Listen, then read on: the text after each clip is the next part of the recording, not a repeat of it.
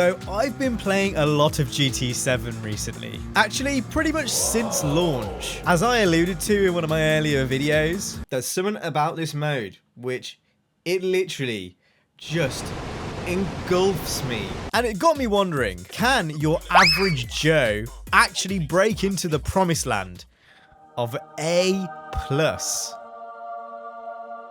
Now, typically I play on controller, and I found I've kind of hit a ceiling with what I can do on a controller. I usually end up floating between the top of B and the bottom of A, and I really end up struggling with my tire management, and it's a whole thing. Something that I know other controller users also have a problem with. But quite literally last week, I bought an adapter for my Monza wheel so I can finally use it on my PlayStation 5. And I'm going to take you guys on this journey with me to find out if I can truly make it to the promised land. And our journey actually started last week with the last daily race C at Monza.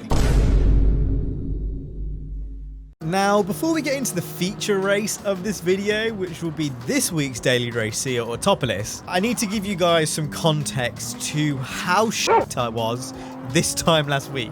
So this is the first time I've ever actually properly played Gran Turismo on a wheel, like at all. And honestly, so different to Assetto Corsa, so different to my real life car in some ways. Cars snap and slide very strangely, and I'm not sure whether that's to do with the adapter I have for the wheel. I basically went from a kind of like an A-, B+ driver to like a C+ to B- driver. I think for the first time in about a year and a half, my safety rating went down from S to A. A track like Monza, it's all very much dependent on the braking zones not locking up, making sure you're carrying speed, you know, down the back straight or through the first chicane. When you come out, you need to make sure your exit's really good. And the fact you're on hard tires also exacerbates that problem because there's almost less room for error, put it that way. And that's it. It was just a really big struggle. So coming into this week, I had my expectations quite low.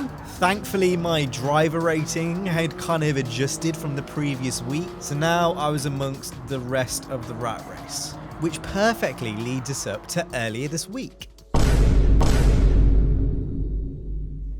So prior to the feature race, you're going to see in a minute, which we're going to show in almost its entirety anyway. I did do one quick race before that just to get a feel for this. This was on Monday, so literally, basically, even before we knew what the meta was.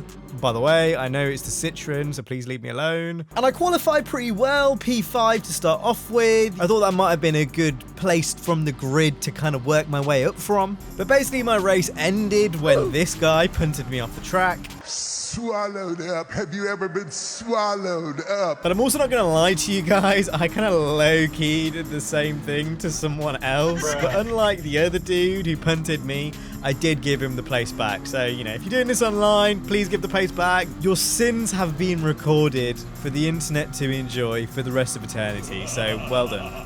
Yeah, I don't really know what else I'm expecting in these lower lobbies. It's almost bound to happen. And I came home in a pretty decent recovery race in a P7. So, to be honest, I'll take that. But with that also being said, you know, definitely still could have done way better if I could have avoided the shenanigans. So, after improving my quali time,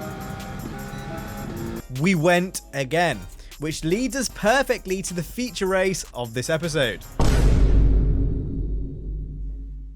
Now, I knew I qualified pretty well, but almost half a second on the guy who was in second. I thought that was pretty crazy. I obviously filmed this on the Monday, you know, kind of before, I guess, people kind of figured out the meta or got used to the track.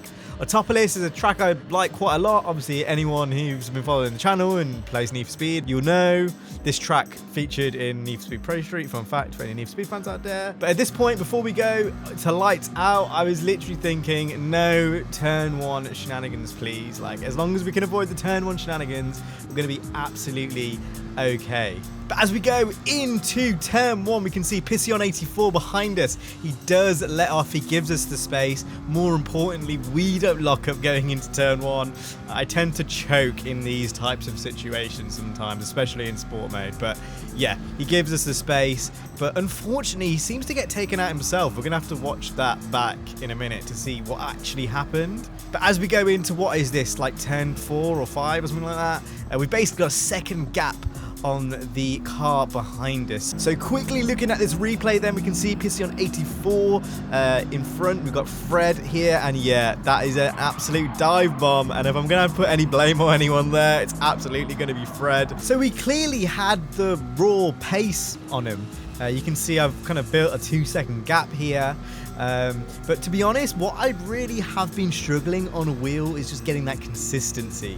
Like, I can put in pretty, all right times, definitely not A+ times, but that consistency is really what I struggle with. I was here again on the brakes, not very decisive on what I'm doing. Tire onto the grass.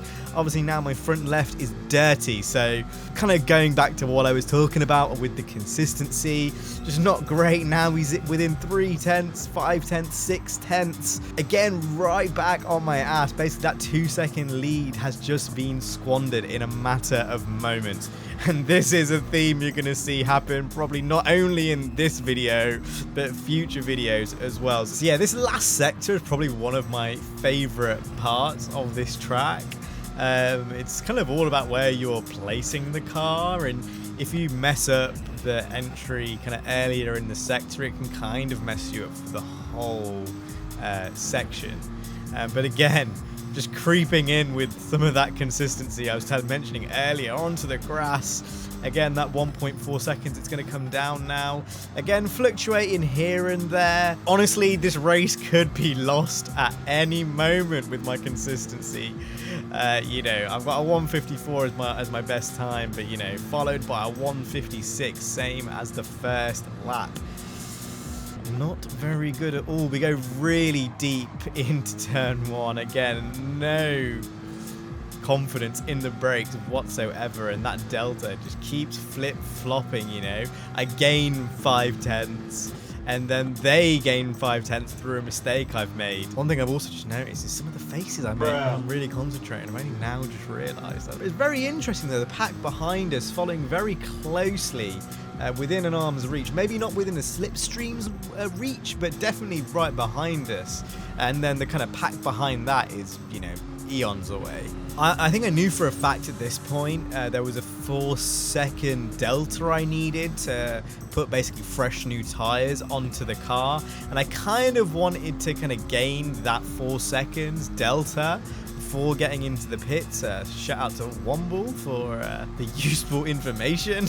And we can see there Hamburg going into the pits, and I'm just imagining now that people are gonna follow, and I'm not gonna lie, it's kind of an interesting one. Like, I have a lot of confidence in the amount of grip I have right now, but maybe not necessarily enough confidence to get me through to the end of the race.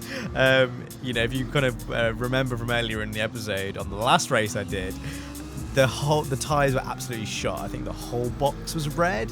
But obviously if you want to pit for new tires, you want to do that relatively soon. So at this point, I'm honestly thinking about it quite deeply, and I'm unsure whether I want to do it because I don't really quite have a 4-second gap right now. But obviously I'm going to need to make a decision sooner rather than later as we go really deep into that section there. It doesn't seem to make that big of a difference to our delta though. Actually, strangely enough, he must have really messed up, because now we're actually on a 4.4 second delta to the car behind. So as long as I keep it nice and clean, really, we should be able to pit for new tires and basically not have a problem. And that's exactly what we did. We basically kept the gap. We actually extended the gap by quite a bit, as you can see on the screen right now. And we came into the pits for a fresh new set of medium tires because we can. I tend to find definitely in these lower lobbies as well, you're not going to have as many people going all the way on one set of tires. Most of the time people will be changing. But now I'm thinking that this actually might happen on the first episode back. Are we going to get the dub? It's looking like a W might be having to be added on the resume right now. And basically over the course of the next few laps, I was just trying to extend that gap as much as possible. And we actually ended up getting a 10-second lead on the guy in second. But it all came crashing down.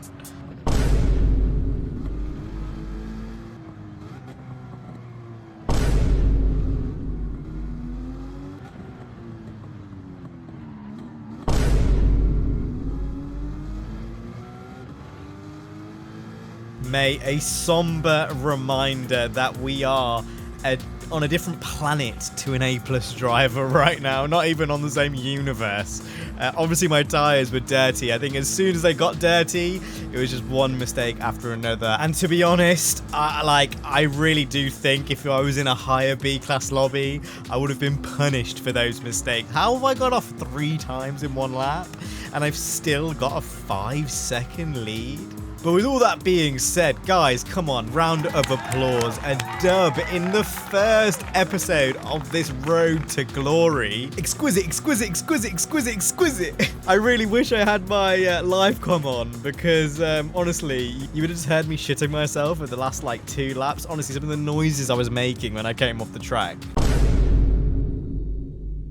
We have returned, and oh my god, what a race to return to for the second week of this series of trying to get to the promised land of A+. And yeah, what a race to come to. Spa, dynamic weather. Honestly, when I saw it, I was like, first I was excited, then I was like, oh So before we get into the feature race of this episode, I want to give you guys a little bit of an update of where my driver rating is at currently. So you can see here, this is the current driver rating I got on GT7. Before these week's daily races, I did do a few races at Autopolis last week, which might have adjusted my rating slowly, but obviously as we go into the series, I'll make sure to keep this updated so you guys know exactly where we're at. And make sure to stay tuned to the end to find out where we were at the end of this episode. So in this episode, our journey actually started in the 911. I wouldn't say it's the meta. The 650S is definitely the meta, but it's probably one of the stronger cars that I could have picked. We were in it for one race, really struggled. Basically, we got punted by this guy. He then proceeded to not wait up for me,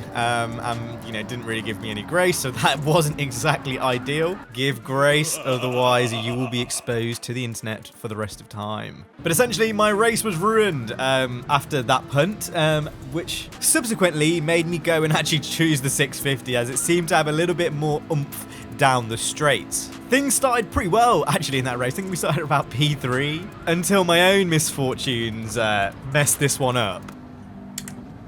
Mate, what's going on? I've bottled it. I've bottled it. I've bottled it. I've bottled it. I went off once. I then pitted too early.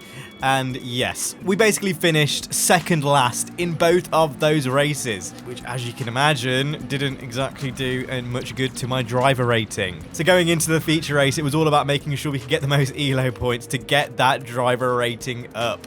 And this was an absolute corker. So here we go into the feature race of this episode. As you can see, I qualified pretty well. Top 4 with a 2:18. Obviously previewing the rain before it came in, and there was a big band of heavy rain. So that's going to play a factor in this race as we go to light out. So we're about to head up Eau Rouge. Now you can see P4 pretty good. Honestly, I was just hoping to kind of avoid any contact here and making sure I just made it through these first few laps, as they're always a tricky one at Spa. This 911 is right on my bumper. It's a long race, so I didn't really want to do anything too risky. As long as I just avoided collisions and didn't make any mistakes on my part with spinning out and things, it was going to be okay. Tried to send it here on the BRZ in front. I backed out because it just looked like a collision waiting to happen. All the cars super bunched up here. I actually didn't realize in the moment how I even got tapped there by the 911. Obviously, it was Nico bumping Richard into me. I don't know, just a little bit of lap 1 shenanigans there on my part. I don't think there was any malice in that. You can quite easily mess up your braking point. I will give him a fair bit of grace because I'm definitely guilty of doing that myself as well. As I alluded to earlier, this is a race that is not won on lap 1. That's kind of what I like with this daily race C. It's based off your performance, across the whole 20 laps. It's a long 40-50 minute race. So you can see here I ran wide, but I didn't put up any fight or anything. I kind of just held my spot. I was also a little bit nervous because I've literally just spanned the last 2 races and I didn't want to, you know, spin out and completely ruin my race. I was also anticipating having a lot of wet weather running in this race as well, so I did think, you know, places could be gained a little bit later in the race. I didn't put up too much of a fight. As we're approaching turn 1, you can see again, one mistake leads into another. What a rookie error. I'm honestly lucky I didn't get no damage. Just a little like tap on the wall, and I think I just used this moment to reset, get some clean sectors in, and we move in to lap 3. We can see Nico ahead of us has a penalty, as well as the dude in front of him, Richie, also has a penalty. Good for me, bad for them. Don't know what happened there, looking like a bit of a ding-dong battle. Ended up spinning out the 911. That could be his race over. And just like that, look, a P3 is right in sight, and this is what I mean. I didn't want to go too early. I knew there was places to be gained. Obviously, the guy in front of us is going to have a penalty. At this point in the race, I was lasered in. I think that's another thing. Going to the wheel, this is week 2 or 3 of me being on a wheel. You know, I have to use every ounce of my being to make sure I don't make mistakes. I'm really driving on the limit. I know I'm not the fastest driver, but yeah, right now I'm driving on the absolute limit. So any small mistake, I'm gonna really get punished. And to be honest, the grid in front of me and behind me is still really tightly grouped, as we can see here going around Nico. We've got 4 cars in the space of what, like, it's no more than a second there, really. Well, we're in P3 right now, boys. Come on, come on, come on, come on. No! Oh my god. Oh, that was... I felt like that was an... I felt like I was in VR. What an insane moment. This guy almost clarted me off the track. That would have been my race over. I can see he tried to do avoiding action. It's quite interesting because I'm watching these replays back. I can actually see what happens. In the race, I had absolutely no clue because I was absolutely dialed in. And we're just holding P3 here. The 911 and that BRZ behind me are pretty fast, to be honest. And as you can see, it's taking absolutely everything for me to keep this on the road right now. A super intense start to this race. Like, I think this might be one of the most like intense openings to a sport mode race I've ever had. Oh! Mate, what's wrong with me? Oh, he's gone for the send. I tried to give him the space. He can go for it if he wants, but you're not going to make it work. Obviously, in context, I'd been streaming for like 5 hours at this point. A pretty impressive save there. As we can see, the rain is coming. I think this is probably a good time to kind of take stock on where we actually are on the race. There's about 2 or 3 cars behind us, all quite tightly packed. I actually didn't see this again when I was racing, but the French guy in the BRZ went off here. I think he had a penalty or something. Sorry, the Italian guy. And you can see Mocus and Payne Lynch, they are kind of way ahead. Well, that's until Mocus gets the chicane all types of wrong. And just like that, P2 there in sight. This is what I was talking about. This race is not won in lap 1, turn 1. It's a race that is won over the course of the 45 minutes. As you can see, I'm setting purple sectors. Even I was quite surprised that I even managed to get purple sectors down. As we can see by the dampness meter, the rain is falling. How on earth have I managed to get a purple sector on mediums in the rain? I'm thinking quite deeply now about, do we pit? Do we not pit? Again, I think I've learnt my lesson from some of the previous races in the stream that day where we had pitted a lap early and it basically ruined our whole race. Again, don't put too much of a fight here with the French moob in the 911. It's not worth it. If we spend time battling, we're both going to just lose time in the long run. So I let him go. Don't put up too much of a fight. But don't get it twisted, P2 is still very much in sight.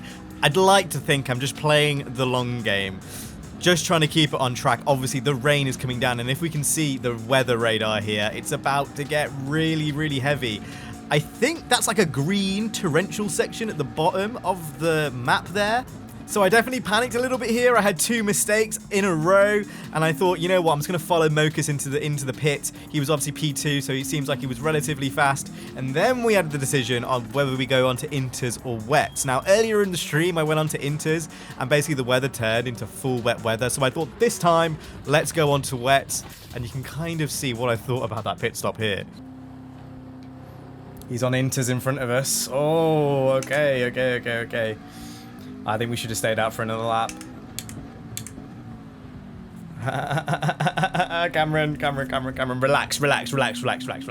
It's wet now. Let's put that traction control on. And this is where the boys are separated from the men. All the girls and the women, you know, I don't discriminate. As we managed to pick up a pace there with Richie, I'm just going to assume that he hadn't already pitted already. And as you can see, the rain is getting worse. What I noticed on Spa is that the rain kind of lingers around for quite a little bit, as we have a little bit of a mistake here up Eau Rouge. Yeah, again, starting to set in a little bit. We did get track limits, but to be honest, because we were in the rain, it didn't really matter too much. Skipping ahead here, we can see Moob. He has returned, and he has clearly not pitted. And he's now paying the price. So all of that battling earlier on for basically nout. He basically ruined his race by not pitting there. So now we're at lap 10, and as you can see, the wet are finally starting to pay off. The damp meter is getting much more damp now. It's not damp anymore. It's very, very wet. And Mokus, you know, obviously he was like 5 seconds up the road or something. He is going to get past. Bit of a ding-dong battle here. Kind of clip his rear. I should know better, to be honest. I probably should have backed out. Nothing major, though. Didn't ruin his race. But look at that. P2 is literally within sight. And to be honest, by my surprise, he actually pitted here. I thought he was going to carry on going. Bit of a strange decision. I didn't think he was going to come off his inters onto wets. But there we go. P2 has been secured. And at this point in the race, as we go on to lap 15, it was all about not messing up and just keeping it on the track. I was driving pretty much within myself. Definitely not within my limits, but I definitely felt like I was getting faster. Turns out the wets were also a good idea. We did obviously get stuck up in a little bit of traffic at some points, you know, before or after the pit stop. People were kind of battling with us, lost a lot of time on the leader. And to be honest, I was taking some time out of his delta, but he was just so clear out in front. A really good race from him. Funnily enough, he pitted 1 lap later. So, you know, there's the answer maybe to how we lost so much time on the leader. But it definitely wasn't over yet, as I did make a little bit of a late race oopsie. How much fuel we got left? We don't want to die on fuel. We got 1.5 laps. Okay, let's bring that back. Let's bring that back. I've got to be careful on the fuel. Wait, is that enough? So some major fuel saving had to happen over the course of this final lap.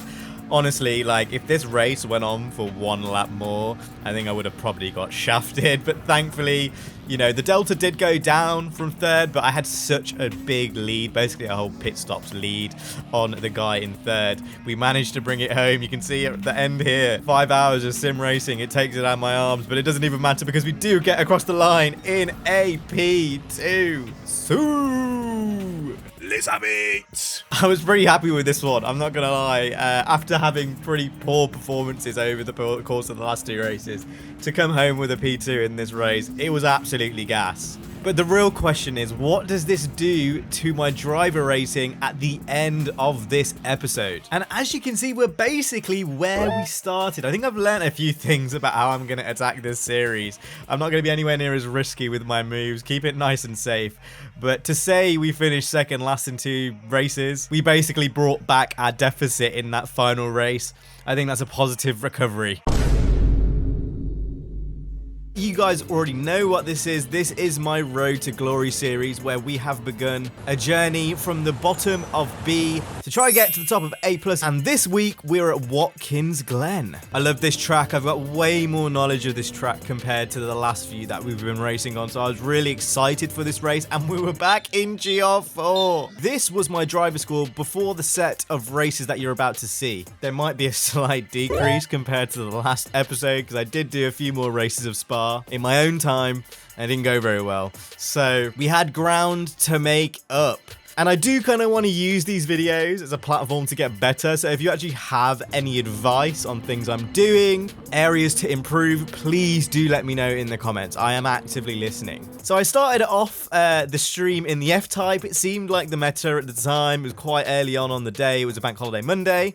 Oh, let's go! Let's go! And things actually started pretty well. To be honest, throughout the entirety of the stream, we were qualifying pretty high. But there was 2 problems. The first one, repeat after me class, consistency. But then also, weirdly enough, for the first time in this series, we had quite a lot of ramming.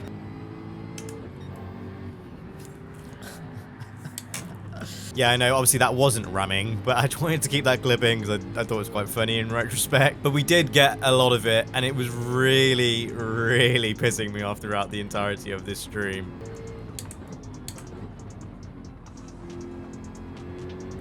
Oh, mate.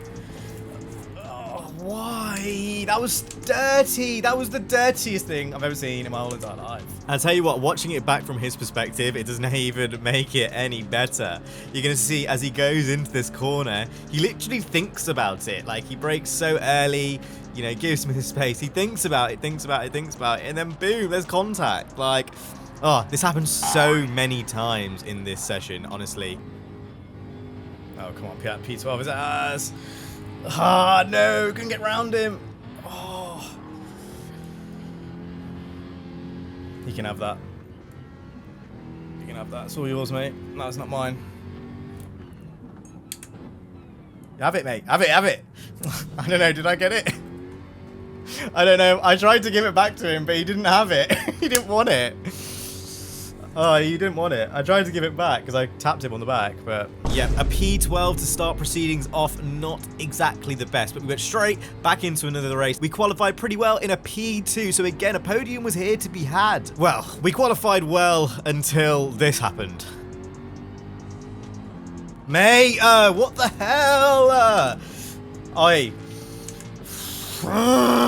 don't want you. You're trying to unleash the beast. I'm trying to refrain him.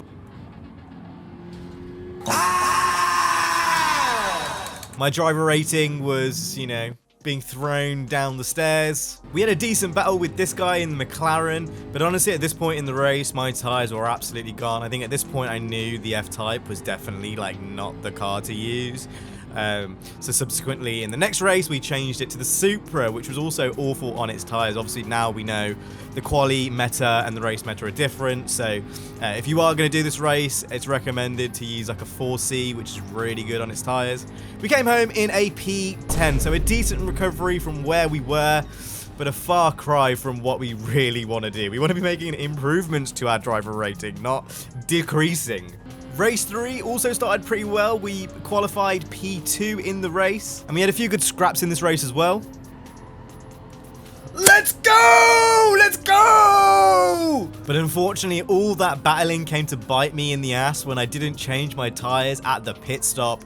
And then towards the end of the race, there was absolutely no saving me. Again, I just had absolutely no tyres, and all that battling, I'd used all of the wear in my tyres. So there was not really much I could do against this guy. I had to let him pass, which meant I ended up in a P6. I want to be able to... no, get back on the road, get back on the road! Yep, again, that pretty much sums up this race. I had the pace to win. As you can see, I had the fastest lap, and I was literally putting on purple sector after purple sector after purple sector. Thankfully, few cars up ahead had 3-second penalties for crossing the pit entry line. You definitely want to practice this one. It's a bit of a difficult one because sometimes it can jolt you out to the left if you're not anticipating it. But thankfully, after all the pit stops and after everyone had served their penalties, we came through in a P4. That was an absolute send, that was. That was such a send. I had to back out though. So yeah, we're just going to quickly cover these last two races as one big clip. Not much happened outside of this. He kept tapping me on my rear. He kept tapping me on my rear. And to be honest, I didn't really know he was going to go for the lunge. I was a bit apprehensive that he may do, but he did. He went for the lunge. He had no right to go for that move and basically spanned me out. Honestly, why do people do that? Why do people do that? He was literally nowhere near. It looks even worse on the replay. It looks like he's almost aiming for me. Keep in mind, you can basically go up to the barrier on the right on Watkins Glen. Very, very strange maneuvers. TikTok and YouTube Shorts seem to think I was at blame there. I'm not having any of it. That was not my fault. Oh, he's gone on to Inters. What has he done? Oh, that was the leader that came on to Inters. Oh, that is terrible for him. But even with the leader coming in on Inters, a P6 was the best we could do. Honestly, I think that was a pretty decent recovery race considering we got span out. And then in this final race, before we get to the feature race of this episode, you can see I just got really unlucky through the bus stop again. Contact, I went wide. I even got a penalty for that. And it was just a recovery race at that point. You can see I'm getting tapped all over. I've got damage. Things are not looking good in this race. And the French dude even came back and he did the exact same thing. Look at this. He whacks me out. Tries to whack me off the road. So I thought I'd give him a little bit of argy-bargy pack. Not my finest moment for sure, but you know, in the heat of the moment, you know, what can you do? These B lobbies sometimes can be absolutely AIDS. It changes when you get into the higher echelons of B, but when you're in mid B and low B, honestly, it's what you have to do. It's actually, unfortunately, what you have to do. I spent the first 2 hours of this stream being span out because I wasn't defending strongly enough. And then thankfully this guy got a penalty, and he wasn't really a problem for the rest of the race. We ended up getting a P3, a quite tightly contested P3, may I add, as well. We had the Bugatti driver in front of us in a P2, but our tyres just couldn't hang on with the no tyre change strategy. But a decent DR haul nevertheless. We're still looking for that elusive win. So let's go ahead and get straight into the feature race of this episode. This one is an absolute hood classic.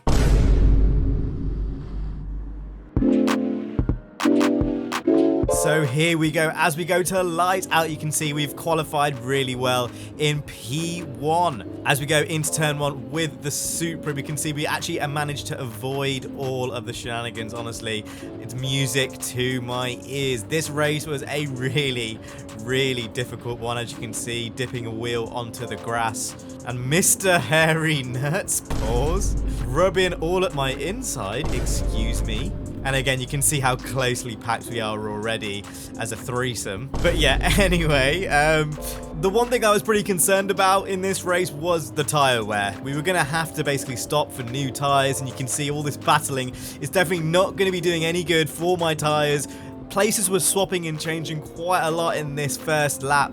But things did eventually settle down as we managed to get a gap. Not much of a gap though, keep in mind. Maybe like, you know, half a second basically on the guy behind me. And it was just about managing the race, managing the tyres. I needed enough life in these tyres to get me through. At this point in the race, I was definitely thinking we're probably going to need new tyres. I was pretty much on the limit trying to keep him behind. Again, I'm not the fastest racer. Keep in mind, I'm still not as good as I was when I had a controller. So still a lot of work to be done. As we skip ahead here to lap 4, you can see Pocket Rocket going for the move down the inside. That is how you make a move down the inside. Again, I was not going to battle him there. No point. I need to savor my tires, everything I can get out of these tires. And you can see I'm right on his bumper. I clearly have the pace, but I also didn't want to force the issue per se. I've made many mistakes in this stream where I just basically threw the race away for no reason, and I was pretty much certain that I was going to come in on this lap, so I didn't want to do anything silly. It would have been nice to do the move on the track, but to my surprise, he also comes in the pits. I guess not that surprising if he's in the Supra.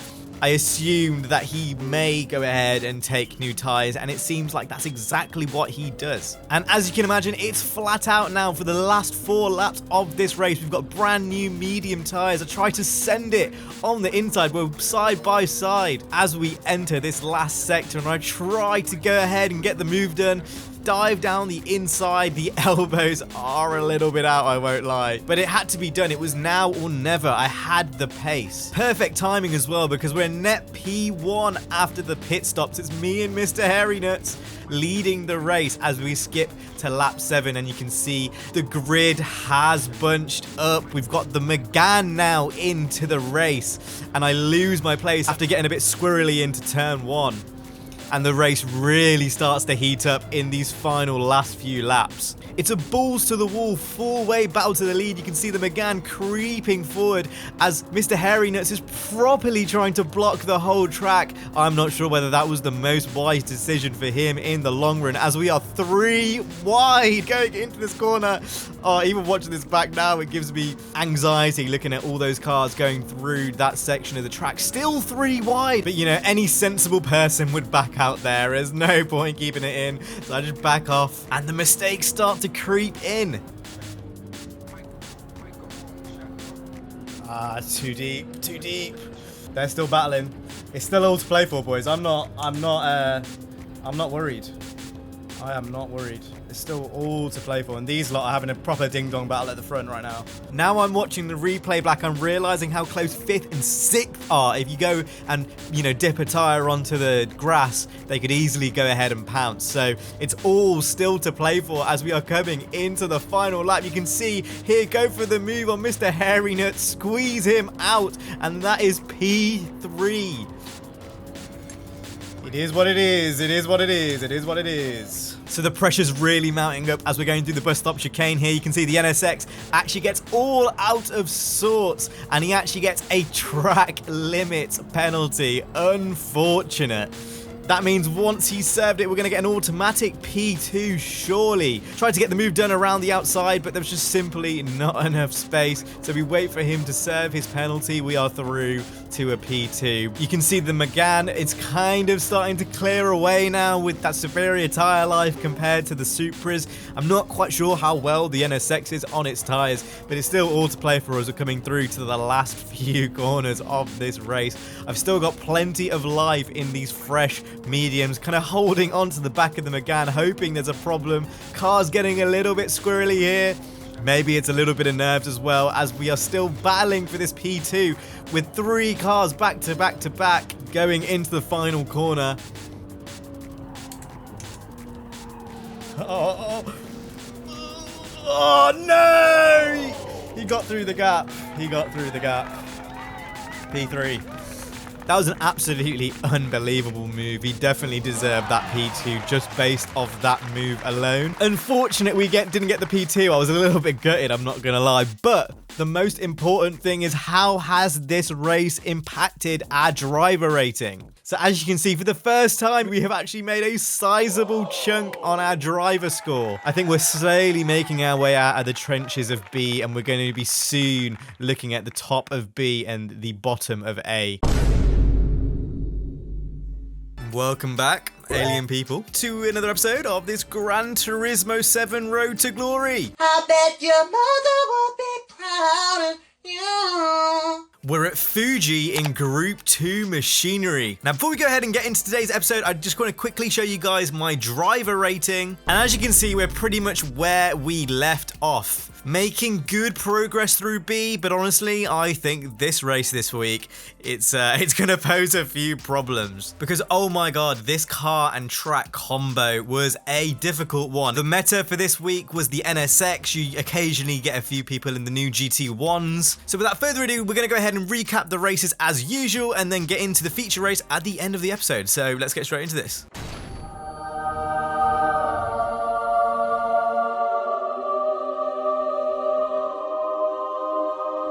So let's get into this then, shall we? As usual, all these races were recorded on the Tuesday. I didn't play anything on the Monday, so I was one day behind.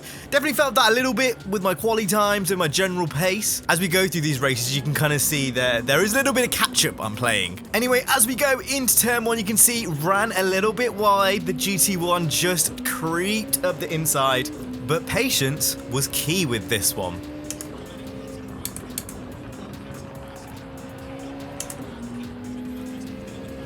Gonna get him on there. Come on, open up.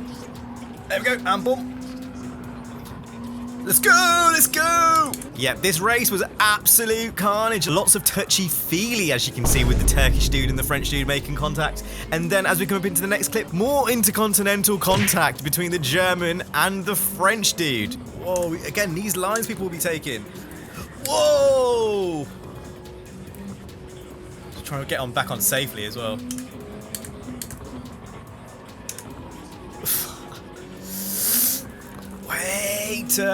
And just like that, it was so easily lost by my mediocre driving. This is what I'm talking about with this car. If you're not steady on that throttle, especially during that last sector, very slippery. It cannot be contained.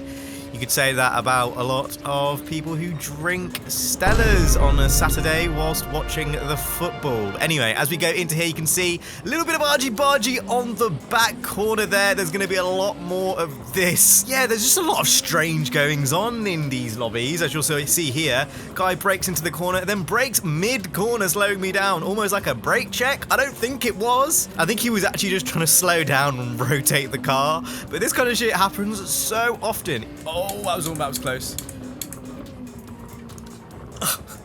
That was my bad. I lost my brake marker. Bruh. Whoa. What is he doing? Oh, they're all coming in. Right, we're going to stay out for one more. And little did I realise this would be the downfall of my whole entire race, as staying out for that extra lap would actually net us a P9. We came out at P10 at the pit stop, so we did manage to get an extra place. But again, the hill, a large one to climb. And with the state of these B lobbies, until we get into the upper echelons, into A, there's going to be a lot more of these rammers. There's going to be a lot more of people not giving us the space. And there's going to be a lot more of me, you know, losing my brake marker and going flying into corners. As we go into race 2 here. Whoa. Divers. Absolute divers. Right. Yeah, I saw a really funny comment on the last video. I'll put it up on the screen now. I'll like summarize it because I can't remember exactly what it said, but you know, everyone in all these lobbies, it's like they've seen that one Senna interview where it's like, if you don't go for a gap, you're not a racing driver. Honestly, Gran Turismo lobbies, they're exactly like that. But we did go wide here, and we basically invited all the pressure from the cars behind. I accidentally swerved left, I'm not gonna lie. That was my fault, I did not see him. But then this NSX basically comes to a standstill during this corner. I don't know what is wrong with these people. I found in this lobby, as you can see, the Audi driver doing what an Audi driver does here, just barging me out of the way. Yeah, throughout this whole lobby, people were just braking so early. Mate, brake so early. Should I wait for him? Should I not wait for him? That was definitely my fault. Yeah, we've got a penalty. 5 seconds off the track. Which led us to a total of a P14. So P9, then a P14. Again, not starting very well. My driver rating is crying for help. It's like, please let me go. Yeah, it wasn't a good start to this race. I'm not gonna lie. I've got a lot of improving to do as well. It wasn't everyone's fault. Maybe, you know, I could have gone in and, you know, maybe came off the accelerator a tad or something. But like I said, these lobbies, it's eat or be eaten. I saw that come in. I saw that come in. That's why we use the bumper cam. That's why we use the bumper cam. But I was hoping for a better performance as we go into race 3 here.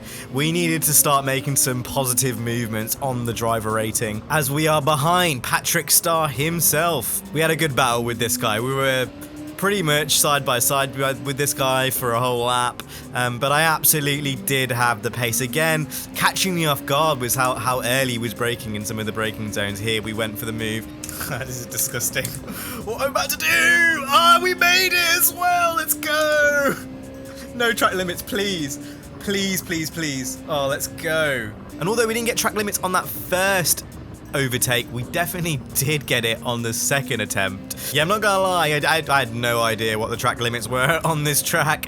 The only experience I've had in GR2 on this track would have been in the time trial, and the time trial track limits were super antsy. Like, if you hit the like rubber bollard things, it would like invalidate your time. So I gave the opportunity here to Patrick himself to go for the overtake. As you can see now, lap 6, my tires are pretty dead. Oh, I keep doing that. My bad. Again, I do apologize. I am not Karoon in the flesh. I'm still learning. I kind of want to keep in all these mistakes, you know, for this series, so you guys can kind of see the progression throughout it. I don't want to, like, you know, just miss anything out because I might have accidentally gone for a dive and, like, you know, locked up my brakes or anything. I want to keep it in here. It's part of the progress, if you get me. As we go in for the pit stop here, for a change of new soft tires, I learned from my mistake in the last lap. We went out for one extra lap and it ended up eating my clean. So this time, we were not going to have that same thing happen again, and we were going to come in for some fresh softs. And we came out behind this Swede. Now, I had no idea what strategy he was on because we were on lap 9 now. So if you were still going to be on soft tyres, it would be really hurting you. You saw how badly my tyres were aging, and when I came in for my pit stop, they were basically almost shot. So, you know, this guy, I was certain that he'd already taken his pit stop, but as you'll see in a minute, he actually didn't. He actually was still yet to take his pit stop, which I was absolutely shocked by. Yeah, he's messed it. He's messed it up. Let's go! Let's go! Oh, you hadn't even pitted. That's mental. Oh! No! Get on the road! Get on the road! No! Master choker. the choke king, the choking god. What do we want to call us here? Honestly, P3 there to be had. P6 because we got it on the curb. Like, what is going on? Honestly, I guess a positive DR haul when you think about it, but you know, in hindsight, still not great. As we go in for a huge dive, I thought this was completely fair. Clearly, this other driver did not think that. And why don't you? Yeah, look what you've done, you. Oh my lord, what you've done to yourself, honestly. Oh, mate, like literally, what is your problem? Yeah, classic.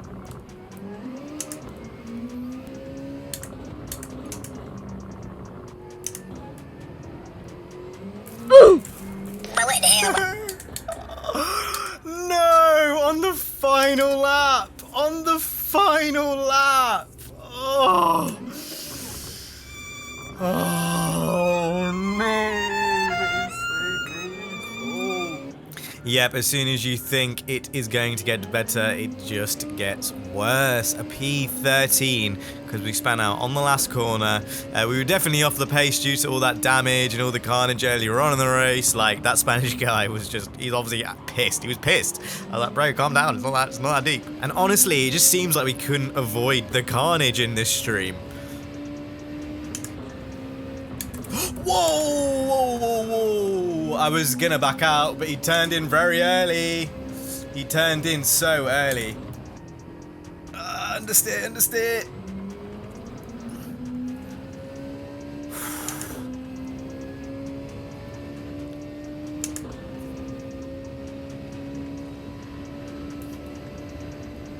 We've done him. We've done him. Did we do him? Oh, we actually did him. Let's go. Yep, goddamn right. After juking my man into the pits, what a pro gamer move. We actually finally looked like we'd be on track for a podium. Honestly, the trials and tribulations to get to this point, the Italian in the lead. Although he was on one bar, he definitely had the pace. I was absolutely nowhere near him. But what I will say, this was like 4 hours-ish into the stream. The consistency was getting there now. We were making a lot less mistakes. The wheels were spinning up less. We were managing the race way, way better. And this race, well, it was for me to throw away, really. Left the game early. You've left the game early, lad. I'm missing his sensational performance.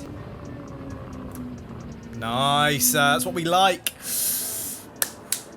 Come on. Go back out. And there he is. A bit wide. He's done it. Mate, I should have been ahead. But you can't say I did not earn that one. Oh my lord, finally, at last. At last, how long has that taken? 3.5 hours, and we finally got a podium. But after 2 dismal performances, a P10 and a P12, I wasn't willing to end the stream on such a bad note, so we went in for one more race, and this one, it was close from the very, very start to the very, very end. An absolute classic. So let's go ahead and get straight into it. So here we go. As we go to lights out in the feature race, we can see we've got a FaZe clan member ahead of us. On top of that, he's got a Red Bull livery. So that's how you know we really do have to cart him out as we go into turn 1. And we actually managed to navigate turn 1 pretty cleanly. Not only that, but the FaZe member makes a mistake on that rumble strip. Something that I'm all too familiar with. I'm not even celebrating anymore. I've done this shit too many times to celebrate after taking P1. Let's keep a bottle on it right now, and let's just see how the race progresses, eh? Yep, as you could hear, I was not having any of it. I think having come so close in the last, like, 5 hours, or however long it was during the stream, I just literally could not be arsed. Some major swerving down the back straight. It had to be done at this point. The dub had to be secured by any means. Oh, steady. My guy's still on me. Indeed he does, and he goes ahead and tries to send it up the inside. We're wheel to wheel going through the section here. He even gets a little bit squirrely, but manages to straighten it up.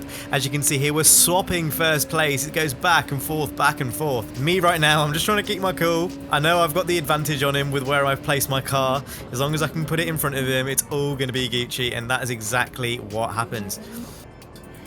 The whole shifting up situation. Oh, that was close. Get into this guy's slipstream. Oh my God, I shat myself. What a save. Hi. Woo! Yeah, at this point, the adrenaline was flowing. Me and this guy were almost evenly matched in terms of general pace. You can see he tried to go for the dive, didn't quite work on that occasion. And for the first time, basically, in this race, we're now chasing instead of leading the pack, which, to be honest, I think I find it a little bit more difficult. It's a mix of the aero wash and then also how gentle you have to be on the throttle. It's a real interesting combo. And at this point in the race, I was kind of noticing a little bit of a pattern. So in the more twisty sections, you know, sector 3 before you come up to the back straight, and then sector 1 after the back straight, I was gaining a lot of time. But then as soon as it came to the kind of more long sections of the track and the back straight, he was getting a lot more time on me. Must have been to do with his exits coming out onto that last section. And obviously, as my tires were getting worse and worse and worse, it was a lot harder for me to obviously gain that time on phase in the sections where I really needed the grip, because my tires were obviously falling off. So with that being said, we're now on lap 6, and this is when we were starting to think about pitting. My tires were definitely a lot worse than they were on lap 4, and as you can see, phase has like a 3-second gap on me, I think, at this point. I'm gonna be a bit risky here. We might have saved some time there. We might have got a bit of time through the pit stop. Yep, and look at that, half a second saved just from attacking the pit entry. I guess an easy tip if you want to save some time in these lower lobbies, you'll see how important that will be later on in the race. And I think the most important thing at this point in the race was just to not make any mistakes and at least just follow him. I knew, having had the soft tires on, I was going to be able to make up time in the little twisty sections. And look, anything's possible in these races. There's a reason why I don't quit. It's because you just don't know what could happen. Someone could get a penalty, someone could spin out, someone could even get span out. You don't know what's going to happen. It's not over till the fat lady sings, as they say. Oh, P3's so close. He's so close. I'm gonna have to start doing this bullshit to him, man. Can't we keep him away? Attention's no longer at P1 anymore. Yeah, it's interesting. As he was getting closer, he just couldn't seem to break the half a second gap that he needed to properly get the slipstream from me. But it was still a worry. It was still right there, causing an annoyance. I couldn't put my full attention on catching up because he was just there. But more importantly, I knew I was still doing well. I was setting personal best sectors. Literally the last lap I had was the best lap I've set all race. And as you can see, the delta is finally starting to come down from what it was like a 5-second lead at one point. It's now down to a 3-second lead to the leader with 2 laps to go. Absolutely no idea where this pace was coming from. As you can see, we're going through the final sector gate. 5/10. I don't know where we found half a second from. I think it was just pure desperation to try and cover this guy from behind. We end up crossing the line and we basically lose those 5/10 literally just on that last section.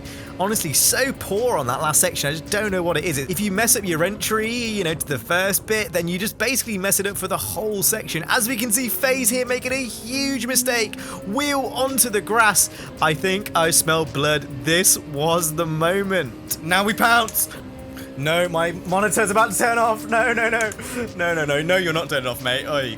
And just like that, that 4-second lead has gone down now to 4/10. As we can see, a bit of a dive, but I did think he went a little bit deep through there. I still gave him enough space to make it through the corner.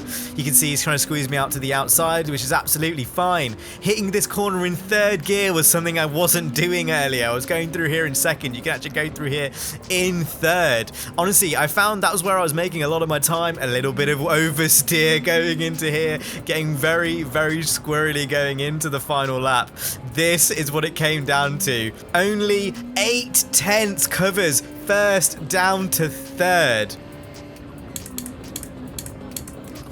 Ooh, that was bad. That was bad. That was bad. That was bad. Go, go, go, go, go, go, go. My bad, my bad, my bad, my bad. Oh, my bad, my bad, my bad, my bad. I apologize, I apologize.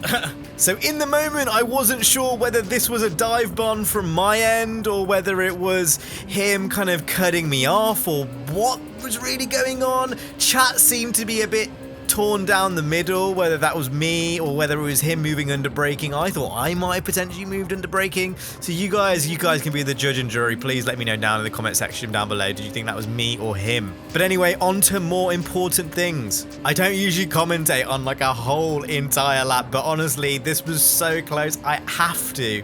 As we have FaZe in front of us, we're still on his bumper. You can see the deltas ping-ponging up and down.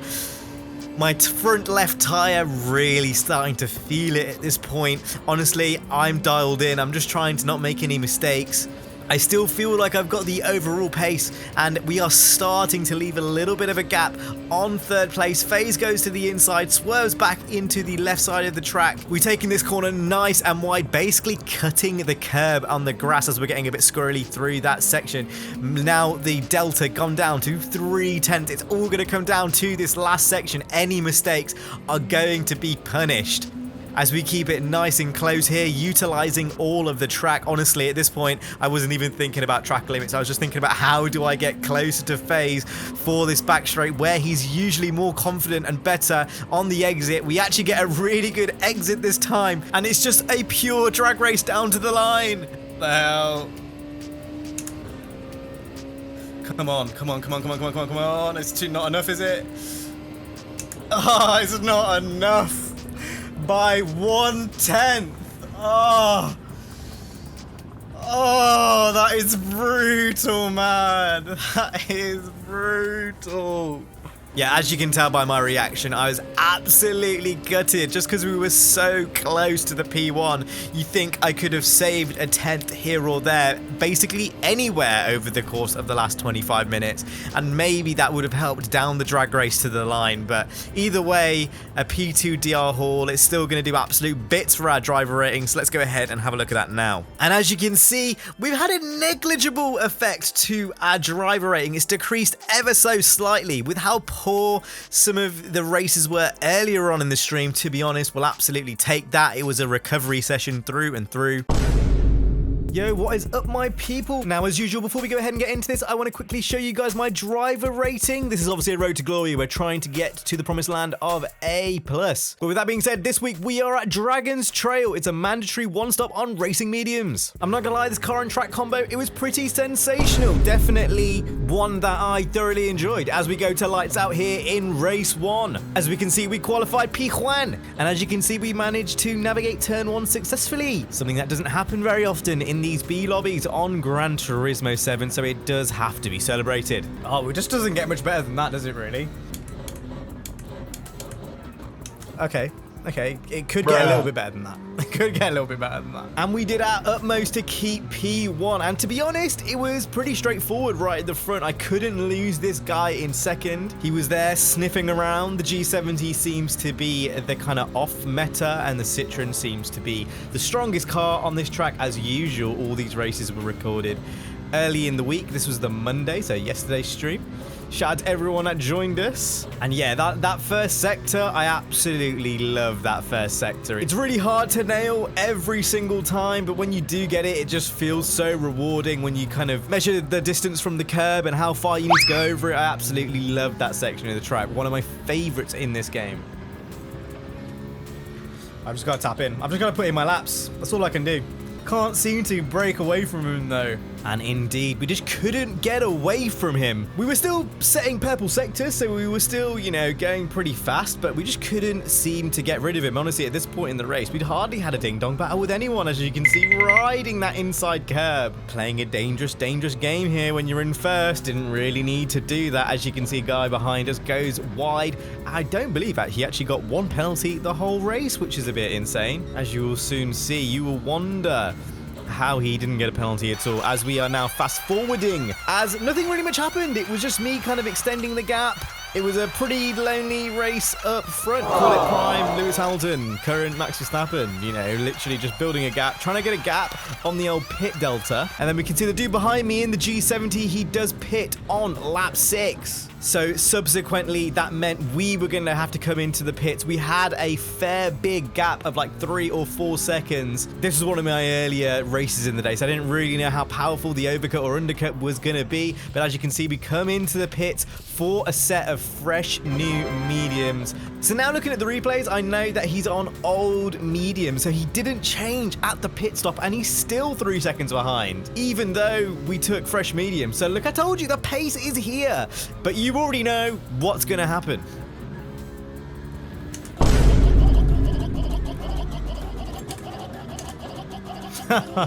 Classic hippo. Come on, get back on the road. Okay, we're good. Dirty tyres, and now I've let him back in. And just like that, we let him back in. What was once 3 seconds, no, now it's a P2. You can see the delta there, 2.5 seconds on my best lap. Literally all of that lap, I just messed up basically, and he put in absolute barnstormer of a time. All relatively clean for now, but don't worry, that is soon going to change as we go into the penultimate lap here. Still behind the Swiss guy, but I was eating time out of him.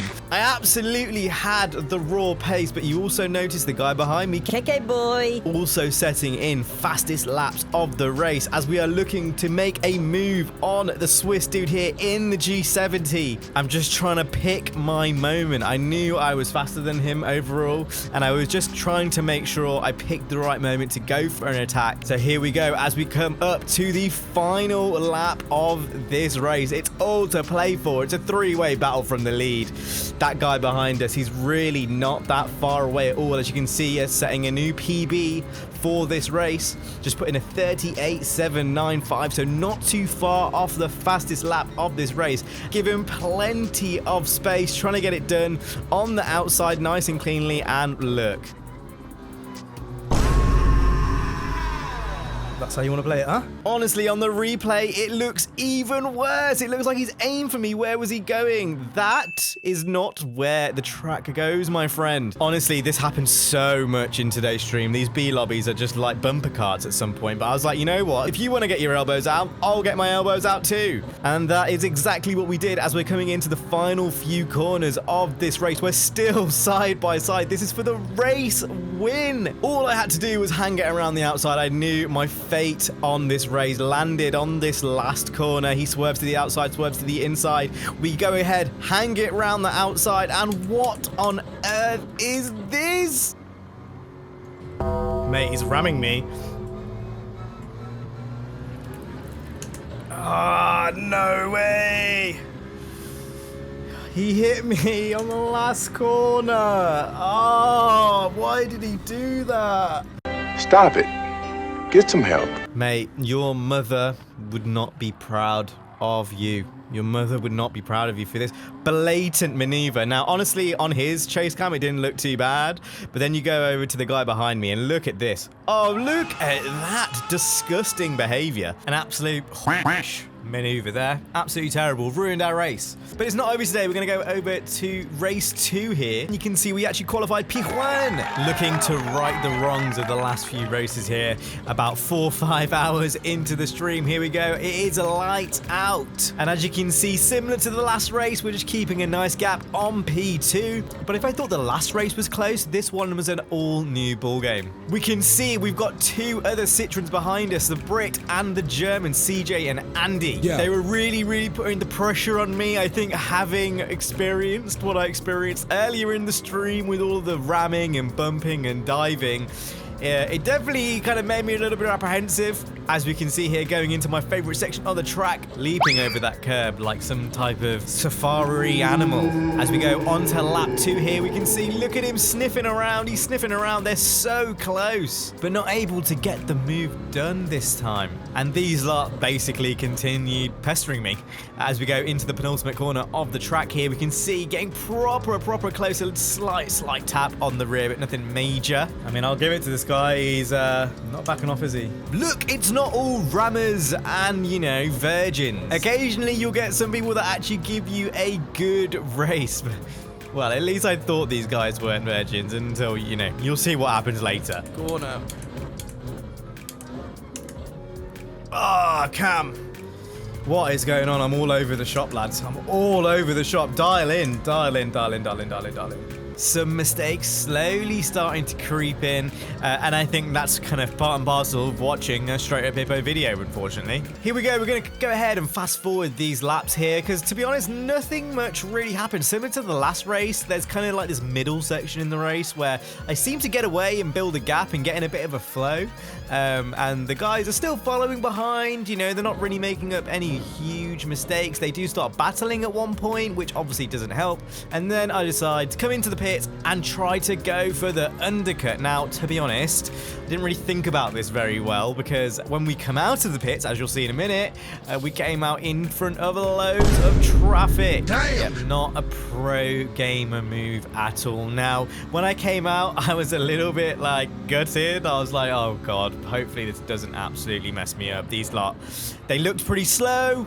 And obviously, this was a race win we had to here on the cards. I'm focused, man. Slight bit of oversteer as we go over the bump there. Naughty, naughty. And at this point, honestly, if I threw the race away from a race strategy error, I think I most likely would have cried.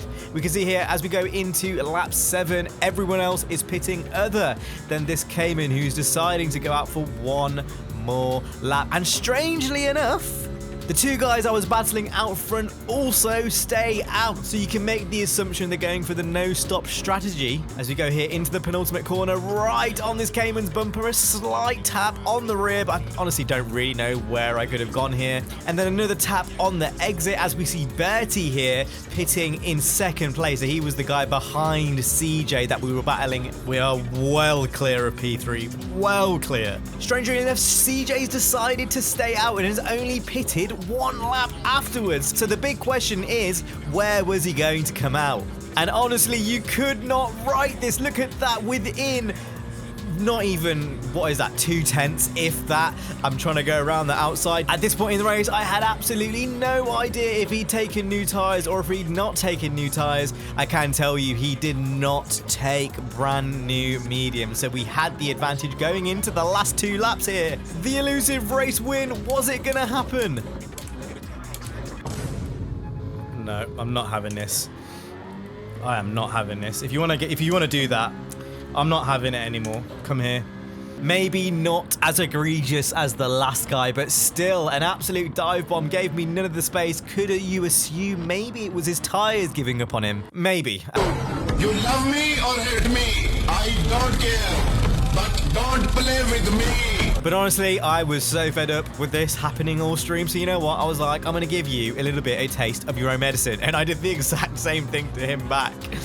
And it got a little bit argy-bargy. You can see there, he tapped my rear bumper going into there, but obviously he did not take the tyres. This would come to really bite him in the ass. He slowed me down ever so slightly, but this was my race to win. With 1 lap to go, the delta all the way up to a second. The elusive race win we were searching for was finally over, lads. Oh, he's gone off. He's gone off. Oh, let's go. Let's go.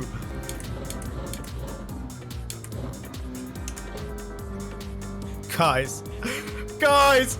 Oh, we've done it. Let's go. Let's go. Let me get some dubs in chat right now. Pijuan. Pijuan. Pijuan. Yep, the first victory in a month, and that is going to have huge benefits to our driver racing. So let's go ahead and have a look at that now. Now, as you can see, this week we have made a positive improvement to our driver rating. Now, if you watch the stream, you'll know we had some terrible performances, a few P12s, a few P10s. We got spun out so much. So the fact that this week we come out with a positive effect to our driver score is absolutely huge. But slowly but surely, we're getting there for sure. What is up, guys? Welcome to another video, and today you join me for more Daily Race C on Gran Turismo 7. Today we're at the Major Circuit Centre in GR4. It's a one-stop on racing hards. And since the last episode, I actually was playing a lot of the last week's Daily Race C and managed to get my driver score up to this. So we've made a sizable chunk on our driver score. We are edging ever closer to the land of A. But with all those formalities out of the way, then let's go ahead and get straight into race 1. Here we go at lights out. We qualified quite well in this race, a P3. This was early on the day on a Monday. As you can see, we're navigating turn 1 quite cleanly. It was a nice change this week. We actually had quite a lot of clean racing. There wasn't too much scuffles. Not to say that there wasn't any, there absolutely was, and you'll see that later on in this video. But let's quickly talk about this car and track combo. A strange one, a magic potion. I quite like Major Centre, but with the racing hard on the GR4s, I did think it was a bit strange for a Daily Race C, to be honest. I think this race would have been actually completely fine if they just made it racing softs with a higher increased tyre deg. The tyre deg was at 1. So it was literally, you had to take a stop, but there was not really any jeopardy at the stop. I broke so early there in anticipation for these, man. Fatal going wide, and we've got Pezzi in front of us. He kind of broke mid-corner. I wasn't really expecting him to do that. And a little like tap from Fatal as we were exiting that corner. Still kept our P3. Could have peeked in for a P1 there. So you can hear my thought process, absolutely looking for the win. But look how tightly packed these cars were. One thing I will say is that you definitely didn't want to make any enemies of cars that were near or around you, because unless you just had blistering pace, you were probably going to be around them for the rest of the race. But yeah, an interesting one. I like the idea of having a Daily Race C on a small track, but I just think with a few little setup changes to the race, they could have made it a lot better. As we can see, Kenny Boy here going around the outside. Very nice Olin's livery on that Evo there. And we're going to drop down to P4. So not the best start to this race. We're still absolutely in it. No shenanigans, more importantly, as we come through the penultimate corner leading up to the final straight. You can see Kenny Boy, I'm right on his ass. I did feel like I had the pace here. It was weird. Sometimes when I go into these daily races, if I don't really necessarily know the track that well, or the track's quite hard to learn, I kind of find myself struggling to keep up with the front pack. But anyway, you can see it kind of messed up my braking point, went for the dive. Oof, let's go. That was a send and a half. Ended going up onto the grass, a little bit of contact. I was low-key in the wrong there. I kind of came onto the track a little bit too soon, but I did give him the space. As you can see, so close to making contact on his front left there. We just about avoided it, but we were side by side with Kenny for a while. As you can see again, slowing down to try avoid contact. He goes wide, and then he tries to juke me into the pits. Was that a good or a bad idea? I don't know. Maybe I should have joined him, because we've also got two cars behind us, quite tightly packed. A-Spec and GDSR going into turn 1, once again navigating it cleanly. Yeah, going back to what I was talking about, I quite like the idea of having a Daily Race C on a small track, with the potential of having like lapped cars and those kind of things like feature in the race. I quite like that concept. I just think they kind of messed up with a few basic things, really. Anyway, as we go on to lap 6, kind of went a little bit deep there. Kind of gave A-Spec the option to go ahead and dive up the inside. We're going to be seeing a lot more of this dude in the next few races. As you can see, side by side, going down into turn 1, there was a hell of a lot of this. All I had to do was measure my braking point correctly, and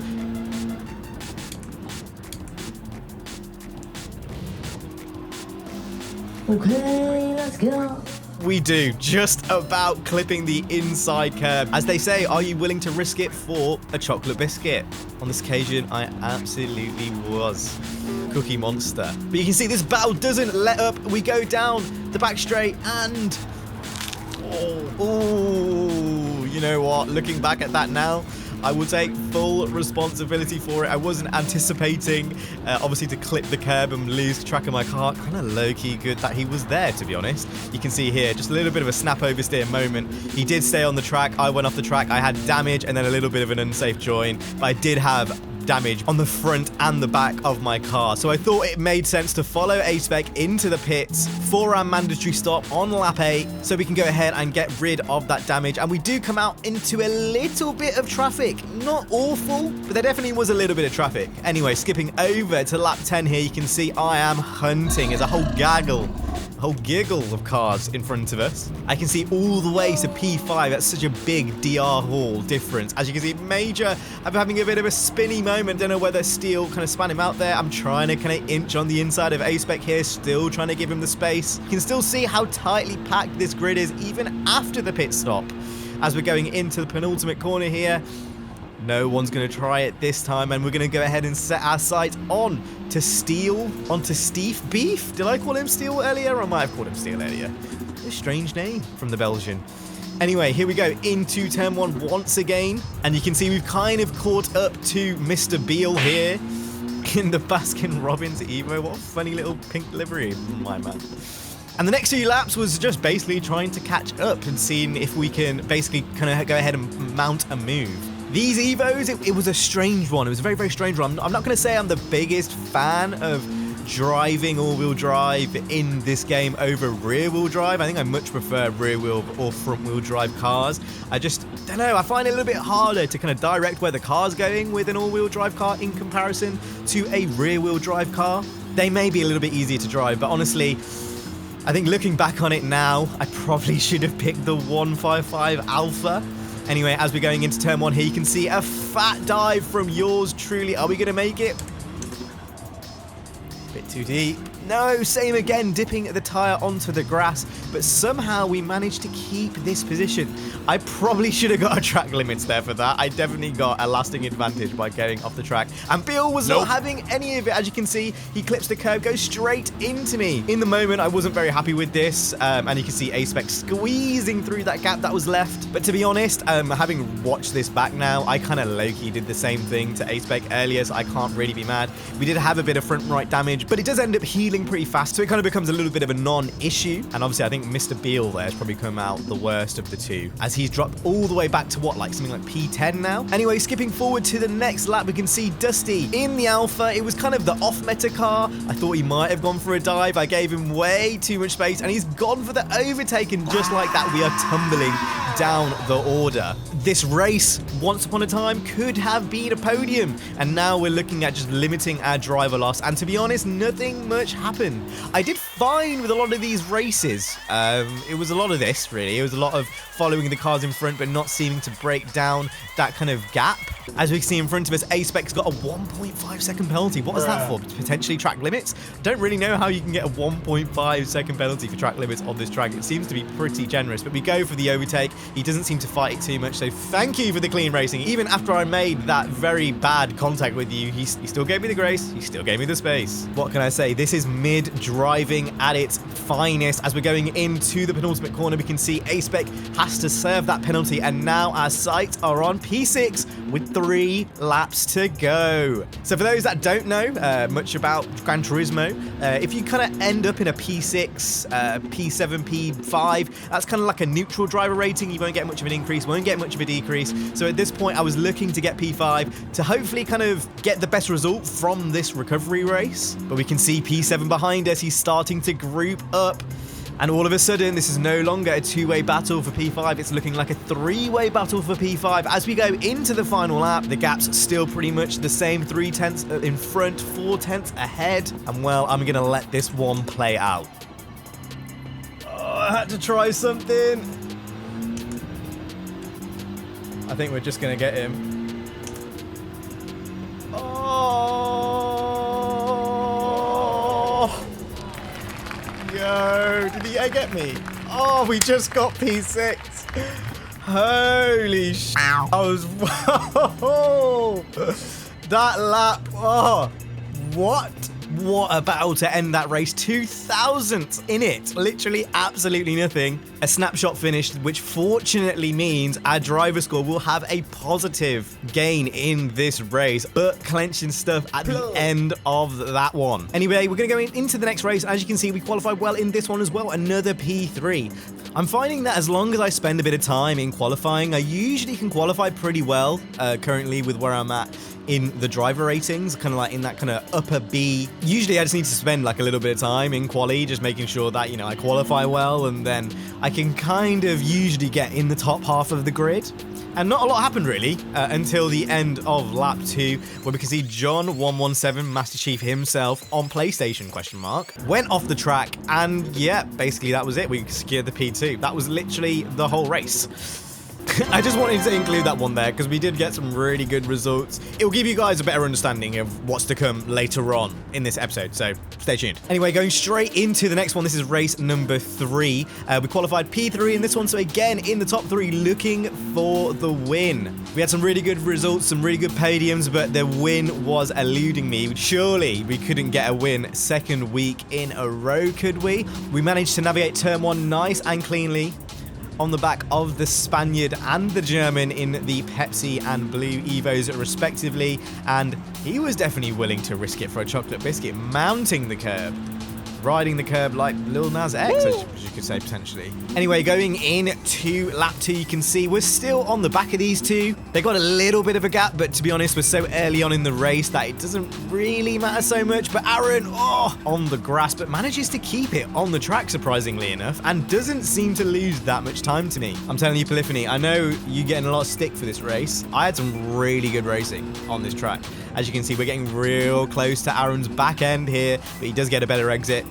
And we're basically maintaining this gap to second and first. As we're going into turn 1, Aaron in front of us, you can see, a little bit of a tap on the front. I don't really know where I could have gone there, to be honest. I wasn't really expecting them to stop on the racing line kind of thing. Came in a little bit hot, but it didn't seem to matter too much as we did manage to keep third place, no damage as well. Skipping ahead to lap 5 here, we can see we're still getting very, very close to second place. This is mine to gain. We're hunting for the win. You know what I want. As Aaron, look, if you're dancing in the sun, you are going to get burnt. And this time he did indeed. And we pick up the P2. And now it's all about the hunt to P1. He seems to be getting away ever so slightly. Lap 5, things were going well as Chris goes a little bit wide, gets a little bit squirrely. And now, honestly, I'm thinking P1, let's have it. Quite unexpectedly, really. Aaron went in the pits here. I thought that was a bit of an interesting move. I didn't really want to risk getting caught in slow traffic, so we actually didn't do anything, but unfortunately we do dip it onto the grass. My mediocre driving once again showing its face, and we let MD Ruffy back into this race, funnily enough in the G70, an off-meta car. This guy had some real pace, a 47.2 fastest lap.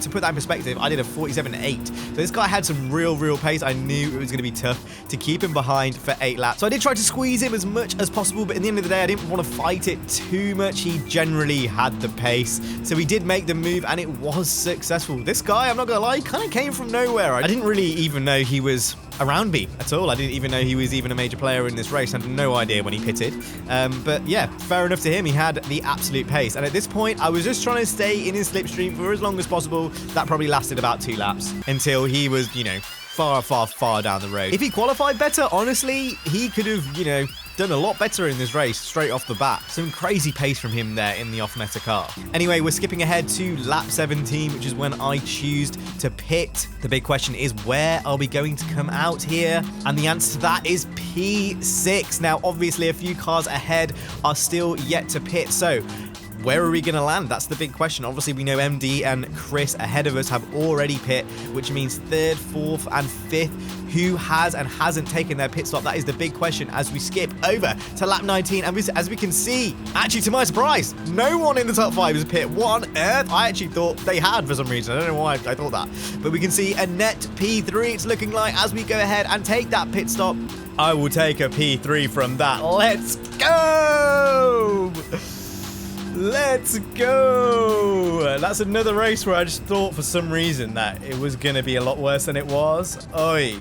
And that's exactly how the race ended. Another podium. This has been a whole episode worth of podiums. Guys, let me get some dubs in chat. Let me get some big claps for these fantastic maneuvers. The defeated Racing League, no more. I think this has probably been the biggest week of driver hall ratings that we've had so far in this series. So with that being said, let's go ahead and have a look at the impact on our driver rating this week. And look at that. We are literally within touching distance of A right now. This is crazy, guys. We are so close. Only about, what, a month and a half ago, we were at the top of C. I'd never used a wheel before in my life on Gran Turismo, and it looks like we're actually getting closer to the promised land than I could ever have realized.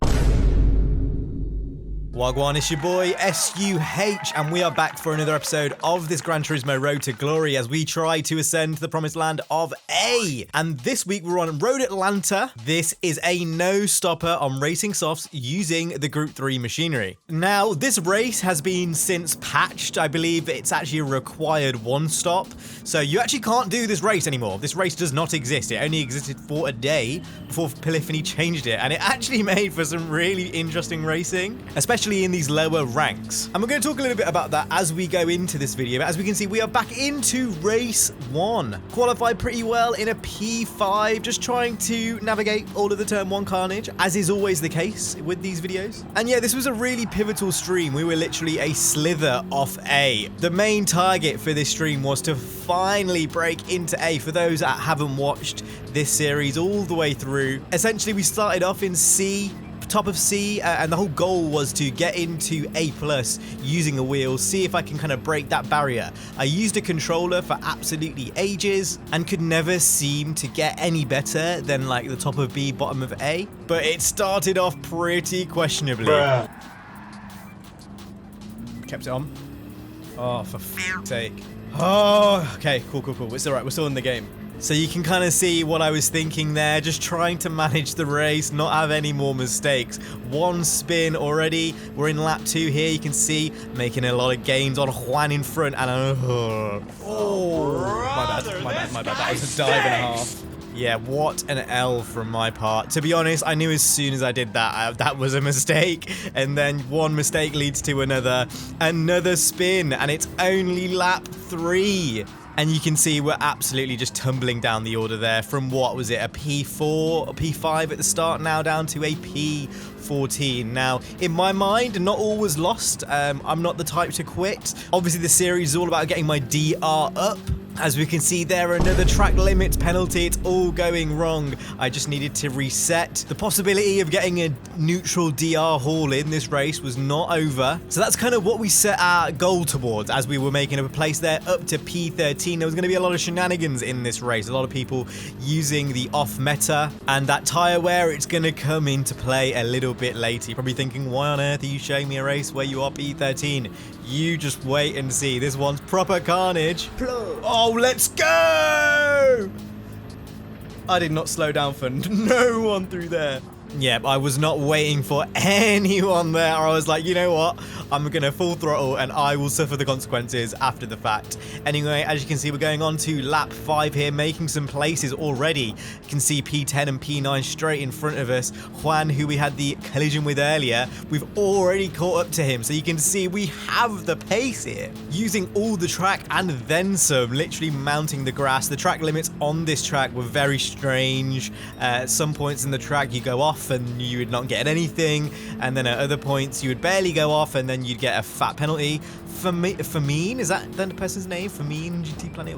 Is it Famine, or I don't know. 8-second penalty. What on earth is that person doing to get 8 seconds? Must be like, I don't know, must be drinking and driving. No drinking and driving on the racetrack, my friend. Look, it goes off. Yeah, must be drink drive with that type of maneuver. And that gives us the opportunity to go ahead and make the move up to P7. Just again, slowing it down, making sure not to go into the back of him. I already learnt my lesson, but that does mean we can slip up and get P8 on Arsene Wenger himself. What can I say, Arsene? Go back to Saudi, lad. You know, this isn't for you. This isn't your sport. And yeah, at this point in the race, lap 7, I'm just kind of thinking, you know, let's kind of slow down on the tyres. I've already span out twice. I want to make sure I get to the end of this race, at least with something going into the last lap. And we were just focusing on gaining on Juan here, gaining. And as you can see, we finally bring back that delta, and we are right on his ass. And now this is for P6. I don't know if someone left or whatever. You can see I'm literally touching his bumper. What an insane recovery race from, what was it, P13 or P14? And now look, we're going to make the move on P6. Just so we have a bit of tyre left for the end of the race. And that's P6. What? From P14? down to P6. This is an unbelievable recovery race, guys. So not only have we managed to get a neutral driver haul at this point, but we've also managed to get a significant increase on our driver rating. An absolutely unbelievable race. Honestly, the consistency after the little early shenanigans, proper setting in, and now we are going to go ahead and set our eyes on speedy consoles up ahead. And I am absolutely dialed in. When I start doing that jaw movement and all the tongue movement, and you know, my head starts moving and swaying like I'm in the car, that's how you know it's serious gamer moments here. It's gaming time. No, Mom, go away. It's gaming time. We know what game plan we're playing. This is probably P5 end of the race unless someone spins out or has some shenanigans. So let's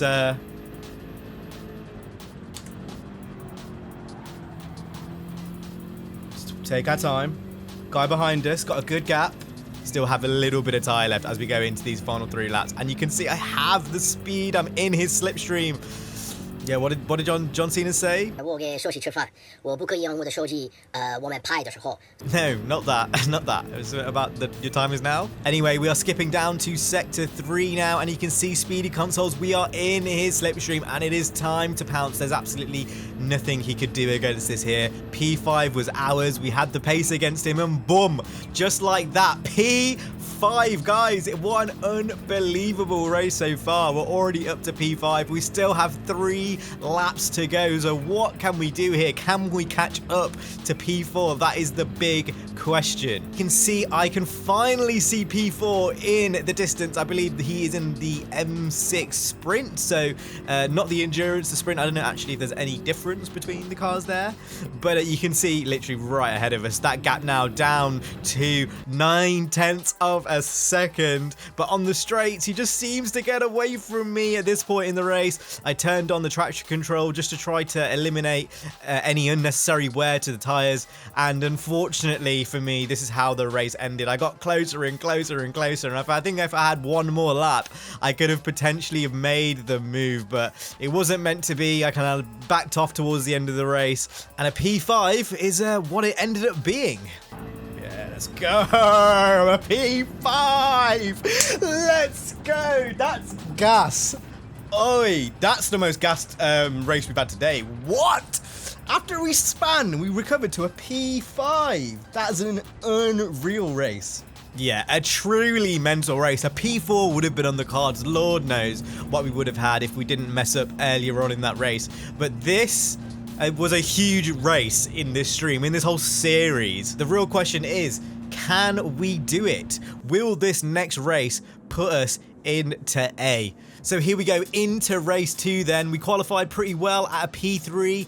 Overall, my qualifying seems to be pretty good. If you give me a bit of time in the quali time trials, I can usually get a pretty good quali time in these kind of lobbies. Guy ahead of us is in the C7 as we go to lights out. So it's all about making sure we can stay on his tail. The C7 is going to be a lot faster in the early stages compared to the M6.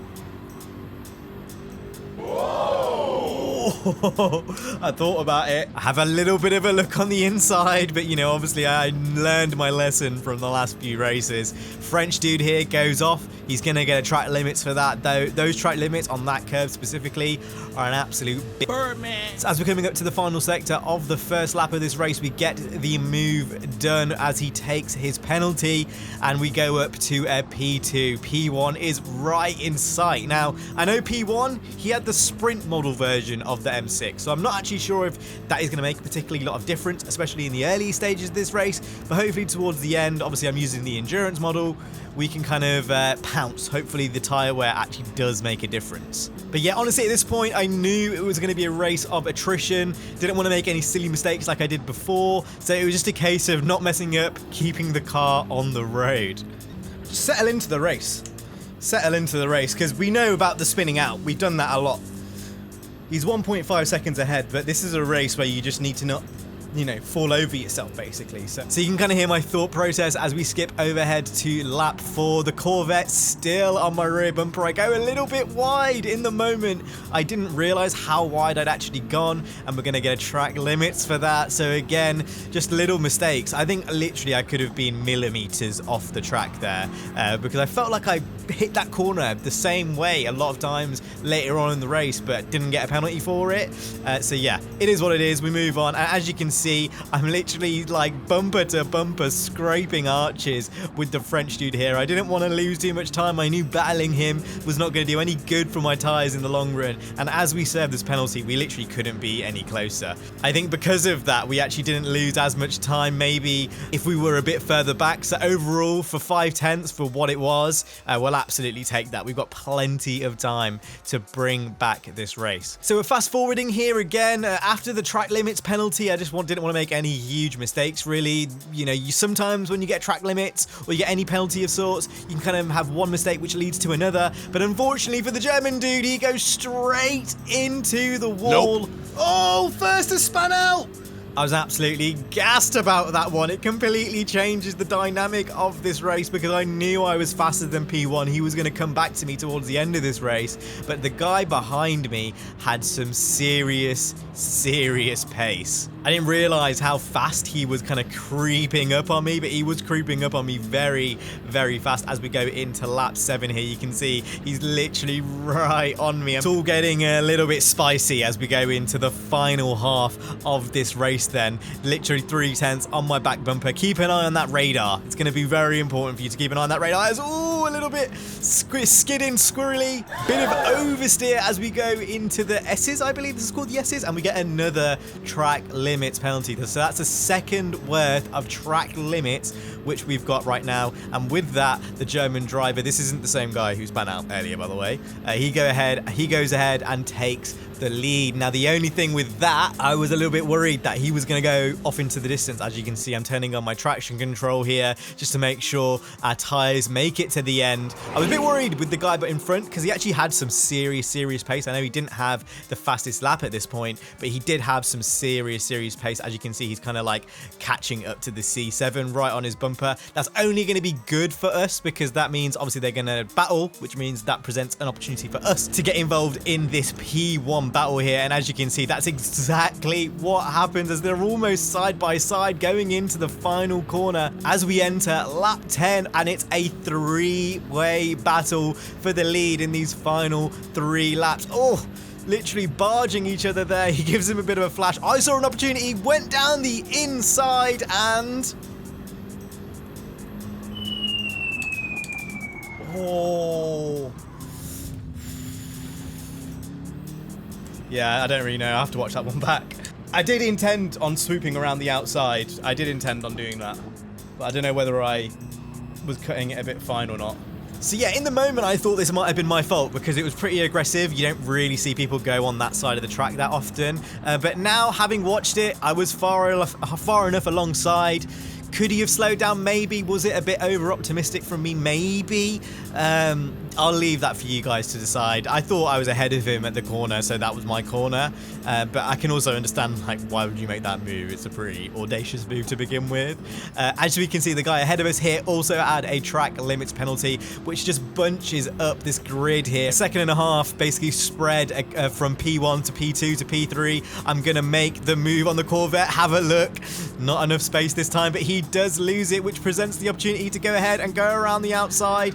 A little bit of barging on the left rear there, but we get the move done, and it's all about looking forward to P1. What an insane race here. As we can see, the Corvette is literally, the tires must be absolutely dead at this point. I don't know how on earth he even got to this point holding on with his tires, because even with the M6, you look at my tires, I've got a slither of tire left, but not much. One thing, oh, and there he literally goes off track. As soon as I said that, I didn't even know that he did that. I reckon we're gonna go down to the penultimate lap with no tire. We've got 2 laps to get through without any tire. Oh, guys, this is squeaky bum stuff, this. Proper squeaky bum stuff. We need to use it now. Anything that's left. Yeah, one thing this race has made me realize is that my tire wear and kind of how much wear I induce on the tires is a lot better than the average. I was finding that I was having a lot more tire left at the end of these races, which honestly was a huge dub from my end. As we go into the final few laps here, we're going to go ahead and fast forward it because I was trying to bring back that gap, and you can see the gap coming down. It's kind of ping-ponging around 1.6, and then it will eventually come back down to like a 1 second. Again, another one of those races where if I had an extra lap, I might have been able to go for the P1, but it got to the certain point where I noticed his delta was going up and down, so I just let off. I had a little bit of tire left, and we come home with a P2. P2! Let's go! Let's go! And we beat an A-level driver in that as well. Let's go! A really exciting race, that one. And more importantly, it's going to give us the driver rating we need to go ahead and get into A. We've finally done it. I believe it's been 8 weeks to get to this point, and we've finally done it. Now, the race isn't over. We're going to go all the way to A+. That was the goal I set myself at the start of this series. But it feels good just to even be able to say I'm now an A-class driver. But as Tupac said, in 2016, on the 28th of May, a gorilla named Harambe will be shot in the Cincinnati Zoo. Anyway, that's it from me today. I hope you guys enjoyed this video. If you did, hit the like, subscribe. I will see you guys in the next one. Stay safe and peace.